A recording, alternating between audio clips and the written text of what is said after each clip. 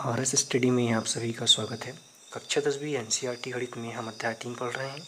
आज हम प्रश्नावली 3.3 का पृष्ठ क्रमांक तीसरे का 5वां सवाल हल करेंगे।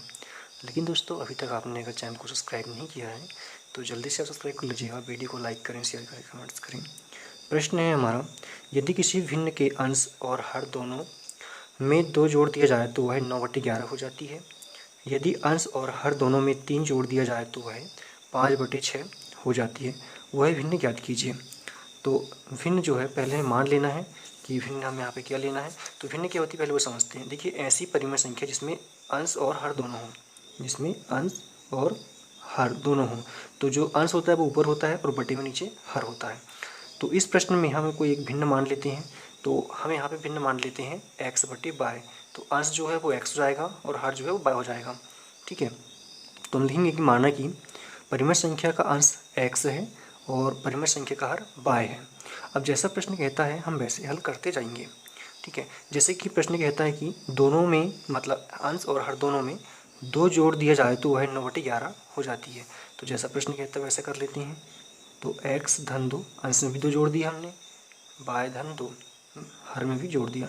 तो कितना हो जाती है बोलती है 9/11 परिमेय संख्या 9/11 हो जाती है भिन्न हमारी। तो ये तो पहली कंडीशन हुई। अब यहाँ से आगे क्या कहता है, यदि अंश और हर दोनों में 3 जोड़ दिया जाए तो एक कंडीशन 1 बन गई यहाँ पे। अब फिर कहता है कि अंश और हर में 3 जोड़ दिया जाए। तो अंश क्या है हमारे पास x है, इसमें 3 जोड़ देते हैं और y में भी 3 जोड़ देते हैं।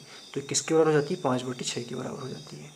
तो ये समीकरण 2 हो जाता है। तो इस तरह से हमें 2 रैखिक समीकरण प्राप्त हो जाते हैं यहाँ पे।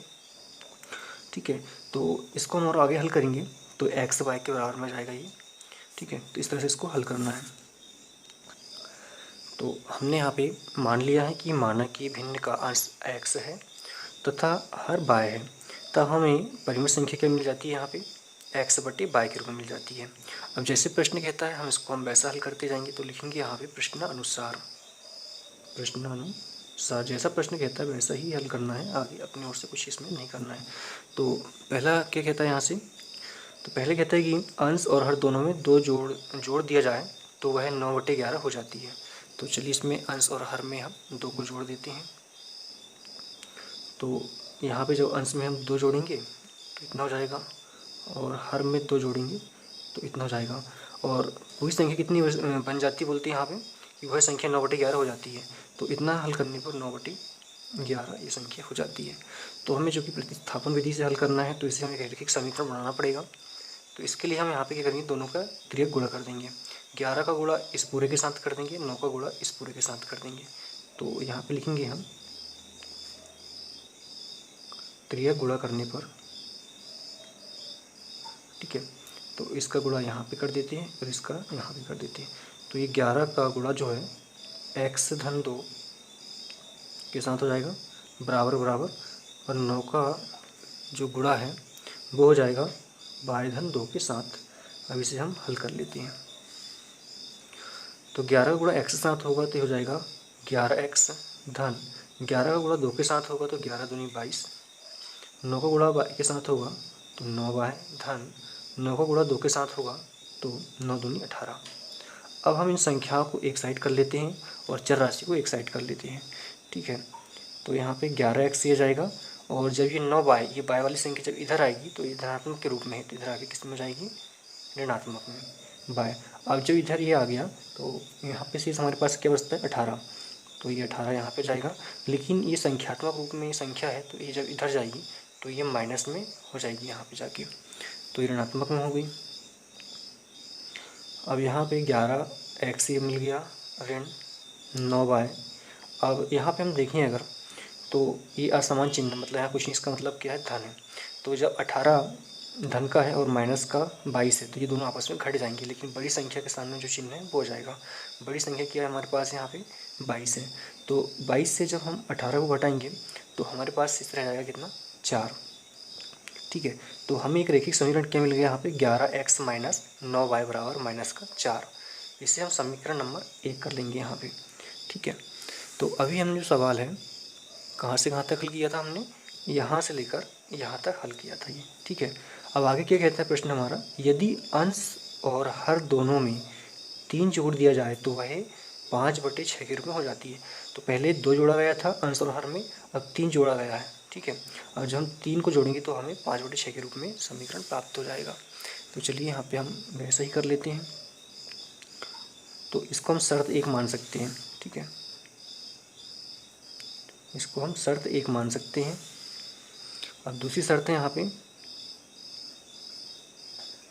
दूसरी शर्त क्या है कि अब हमें अंश और हर में 3 को जोड़ना है, ठीक है। तो अंश में हमने 3 जोड़ दिया और हर बाय था हमारा, इसमें भी 3 जोड़ दिया। तो ये किस रूप में मिल जाता है, 5/6 के रूप में। इसका भी हमें रैखिक समीकरण बनाना है। तो रैखिक समीकरण बनाने के लिए हमें यहाँ पे त्रिय गुणा करना पड़ेगा, ठीक है। इस 6 का गुणा x-3 के साथ, इस 5 का गुणा y-3 के साथ। तो लिख सकते हैं यहाँ पे हम त्रियक गुणा। तो त्रियक गुणा करने पर हमें 6 का गुणा कर देना है x-3 के साथ, बराबर लगा देना है बीच में, और 5 का गुणा कर देना है यहाँ पे y-3 के साथ। बहुत सिंपल सवाल है। 6 का गुणा x के साथ होगा तो यहाँ पर जाएगा 6x धन 6 का गुणा 3 के साथ होगा तो 6 × 18। फिर 5 का गुणा y के साथ तो ये 5y धन का धन, 5 का गुणा 3 के साथ तो 5 × 15। अब यहाँ पे चर राशि एक साइड और अचर राशि एक साइड हो जाएगी। तो चर राशि यहाँ पे क्या है, 6x है और यहाँ पे 5y है। तो 6x का 6x, अभी 5y को जब इधर लेके आएंगे तो ये धनात्मक में था, ऋणात्मक में हो जाएगा इधर आके। 15 यहाँ से बचेगा। इस 18 को इधर लेके आएंगे तो ये ऋण का जाएगा यहाँ पे 18। तो यहाँ पे हो जाता है क्या, 6x - 5y बराबर, अब यहाँ पे बड़ी संख्या क्या 18 है, तो बड़ी संख्या का सामने निशान आ जाएगा यहाँ पे। और 15 से जब हम 18 से 15 को हटाएंगे तो यहाँ कितना बचेगा हमारे पास में, 3। तो ये दूसरा हमें रैखिक समीकरण प्राप्त हो गया है। तो इसे हम समीकरण नंबर 2 कर लेते हैं, ठीक है। चूँकि इसे हमें प्रतिस्थापन विधि से हल करना है, तो समीकरण 1 या 2 से हम x का मान निकालेंगे और समीकरण 2 में प्रतिस्थापित यहाँ पे हम करेंगे, ठीक है। तो इस तरह से हमें 2 समीकरण यहाँ प्राप्त हो गए हैं।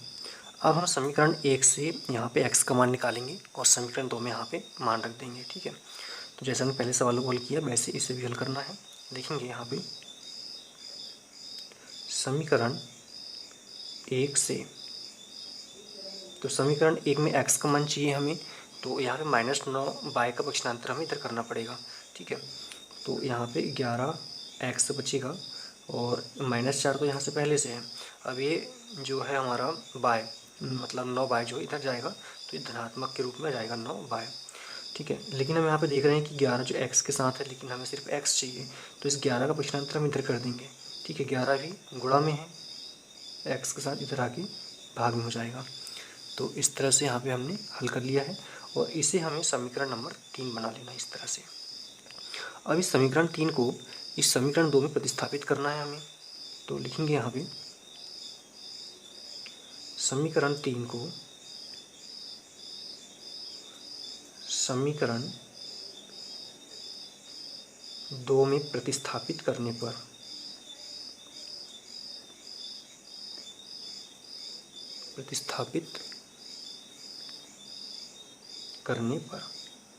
तो जहाँ पे x आएगा समीकरण 2 में, हम x के बराबर में -4 धन 9y/11 रखेंगे।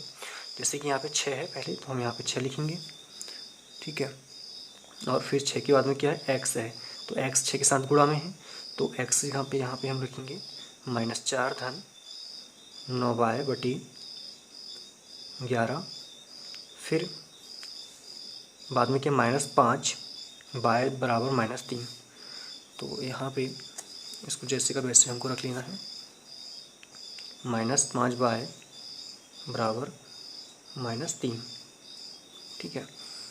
अब इस 6 का गुणा हम अंदर कर देते हैं यहाँ पे। तो ये पहले तो माइनस से माइनस हो जाएगा, 6 चौके 24 हो जाएगा यहाँ पे, धन, फिर 6 का गुणा 9 के साथ होगा तो 9 6 54 और बाय का बाय बटी 11, ठीक है। माइनस 5y का 5y आएगा यहाँ पे, -3 का -3, ठीक है। अब यहाँ पे हम देखें तो यहाँ से लेकर यहाँ तक ये अलग पद हो जाता है, यहाँ से ये अलग हो जाता है, लेकिन हमें इसे रेखिक समीकरण बनाना है या फिर इसमें हम कह सकते हैं कि बाई का मान हमें निकालना है। इसलिए हम क्या करेंगे, इस 11 जो यहाँ पे दिया गया हर में, तो इसका हम क्या करेंगे, यहाँ पे 1 के साथ एलसीएम निकालेंगे, लघुत्तम समावर्तक निकालेंगे। इसके नीचे कुछ नहीं है तो इसका मतलब क्या 1 है, या इसको हम ऐसे भी हल कर सकते हैं, इनका त्रिक गुणा करके।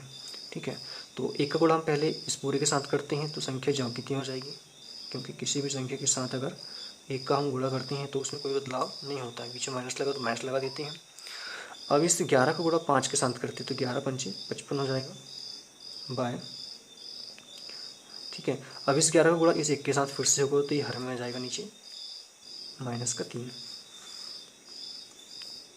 अब हमें यहाँ पे जो 11 का इधर भाग में है, इधर गुणा में लेके आना पड़ेगा। तो जब इसका हम पक्षांतर करेंगे तो ये ऑटोमेटिक गुणा में आ जाएगा। ठीक है, तो यहाँ पे हम देखें अगर, तो यहाँ 54y है और यहाँ पे 55y है, तो इससे हम यहाँ पे हल कर सकते हैं, या तो इसको हम अगले स्टेप में भी हल कर सकते हैं। ठीक है, तो -3 गुणा 11 इधर गुणा में आ जाएगा।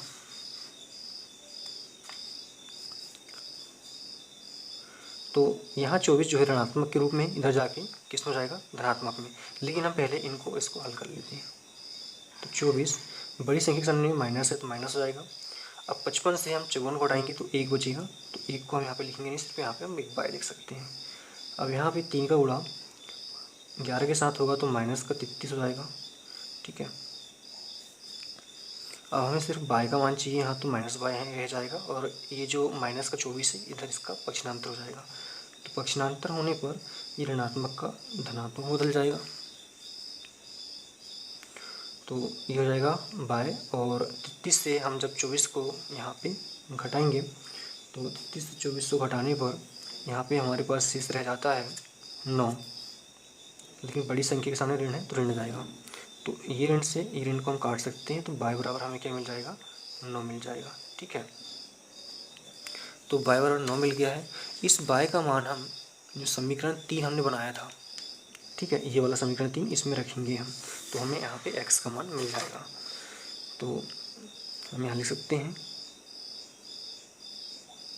बाय का मान समीकरण 3 में रखने पर, तो समीकरण 3 था हमारा x बराबर -4 धन 9 बाय, तो 9 की जगह पे 9 आ जाएगा, लेकिन बाय की जगह पे 9 आएगा, क्योंकि बाय का मान यहाँ पे 9 है। ठीक है, और बटे में 11 था, तो इसको हम यहाँ पे हल कर सकते हैं। तो ये -4 धन 9 का गुणा 9 के साथ होगा तो हो जाएगा 81/11। ठीक है, इसको जब हम हल करेंगे तो यहाँ पे ऋणात्मक के रूप में क्या है हमारे पास में 4 है, और ये धनात्मक में है, तो ये दोनों आपस में घट जाएंगे, लेकिन बड़ी संख्या जो धनात्मक में है तो यहाँ पे धन आ जाएगा। तो 81 से जब हम 4 को घटाएंगे तो ये बचेगा हमारे पास 77, और नीचे बटे में 11, ये कट जाएगा, 11 कम 11, 11 7 77। तो x का मान हमें क्या मिला यहाँ पे 7, और y का मान मिला 9। ठीक है, लेकिन हमें चाहिए क्या थी, प्रश्न में हमसे क्या पूछा था कि हमें आप भिन्न बताइए कि भिन्न क्या होगी। तो यहाँ पे हम देखें अगर ध्यान से, तो लिखा है कि वह भिन्न ज्ञात कीजिए। तो हमने माना था कि जो भिन्न है हमारी, उसका जो अंश है वो क्या है, x है, और हर क्या है, y है। तो यहाँ लिखेंगे हम भिन्न क्या थी हमारी, x बटे y के रूप में थी। तो x का मान हमें क्या मिला यहाँ पे 7 मिला, और y का मान क्या मिला, 9 मिला। तो हमें अभिष्ट भिन्न क्या प्राप्त हुई, 7/9 के रूप में। तो इस 7/9 के रूप में हमें यहाँ पे भिन्न प्राप्त हो चुकी है। तो लिख सकते हैं कि हमें भिन्न 7/9 प्राप्त होती है, और यही हमारा आंसर है। ठीक है, इस तरह से हमारा ये सवाल कंप्लीट होता है। अगली वीडियो में हम इसका 6वां सवाल हल करेंगे। दोस्तों, आप कक्षा 10वीं या कक्षा 9वीं के कोई भी सवाल देखना चाहते हो तो नीचे डिस्क्रिप्शन में प्लेलिस्ट का लिंक दिया है, वहाँ से आप कोई भी सवाल देख सकते हो। धन्यवाद।